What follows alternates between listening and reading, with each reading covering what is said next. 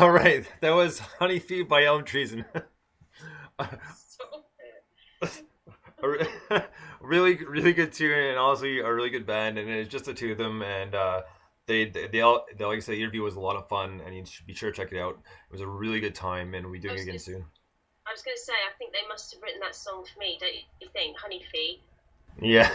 Yes. Uh, But you wouldn't believe that there was only two of them. It's there's a lot of depth to their music, isn't there? oh yeah, well they're both essentially longtime musicians, so and very multiply versed, and Bobby's classically trained on piano. Oh, So cool. Well, that was how they met, wasn't it? yep. And yeah, so that was cool. So yeah, there was a good time, and yeah, be sure to check it out. And their album Days of Reaction is on SoundCloud and Amazon, so you can check it out there. So next up, you had a few things you want to talk about? Yes. I've been doing some Yes. research. You're in a really silly mood. You've got to stop it. So I have to concentrate now. Sorry. I was going to say, yeah, as I do a lot of research for my interviews, as you can see through my blog and things, but I'm also sort of looking for articles for features because I'm writing for this magazine as well, and I've just lined up a musician, which I'm going to keep quiet because I don't want to kind of spill the beans yet, but. Sure. Basically, in my research, sort of on the music, and actually, it's going to be an interesting one because it is somebody local. So I'm trying to kind of champion more sort of local to the West Country at the moment because I think that's quite, as you do as well to London and things. I just think it's quite nice if I can, draw on a few more people from the West Country. But anyway. That aside, when I was researching, I looked into it, and his first album that was only released on cassette. Oh. Nah. Did- And then delving even deeper, all three of his albums, and he was releasing sort of one a year, basically were cassette only, so you couldn't get them in any other sort of format other than cassette. And that made me start thinking about, this kind of revival of the vinyl right. and everything else. And it was interesting because actually people, I think there's a lot of people are going into their kind of lofts and attics and stuff and finding old music, and they're going, oh my God, I need a cassette player, and then they're rushing down to sort of Argos, which is one of our local. Have you heard of Argos? I have not, no. Oh, okay. Well, it's kind of like a warehouse type place, and you order your stuff through a catalogue. Okay. But it's also a shop as well. But anyway, and Argos have seen sort of 45% increase in the sales of tape recorders in the last 3 months. Oh wow. Compared to last year. So it got me thinking. I just wondered with this kind of retro move whether the kind of young generation are. I mean, it's difficult, isn't it? Because I suppose lots of people would be sort of cringing, going, "Oh my God, we're going back to the cassette and the nightmares." But actually, there is something about the cassette that is quite neat, and quite cool. And I do wonder if, again, it's this holding the music, isn't it? And it's a cheaper way because vinyl obviously can be quite expensive right. to buy. So for kids, I'm just thinking maybe their retro is going, well, I'd like to have a cassette. Because that's I'm kind of, what do you think? To my analogy. What do you think? Do you think that you can see the cassette becoming, back? It's definitely possible. I mean, honestly, I don't know if I have any cassettes left. Like, I think I might have tossed all of them out. I might have a few, but I've had to have to go digging for them. I know I don't have a tape player anymore, and I didn't realize you can still get them, except like at a thrift shop or something. So. Well, I tell you what, my dad, to cheer me up, brought this little sort of system down, and he just, because he came to see me, and he said, oh, he goes, you need some of this, and he'd done all these kind of CDs, but actually part of this little Sony system was the cassette, and I thought, flipping heck, do they still do, and it was all part, and it was brand new. Yeah. Oh, so really? Obviously, it obviously is still something that people are looking for. Because I had one pretty much exactly how you're talking about. It had the C player on top, and it had the radio was in the middle, and then they had the tape deck at the bottom. You had two tape decks, and to record it quicker, remember this? They had the high speed dubbing, so it would sound like chipmunks singing. Yeah. So, Yeah, I do. yeah, so if recording tape to tape, that sort of thing.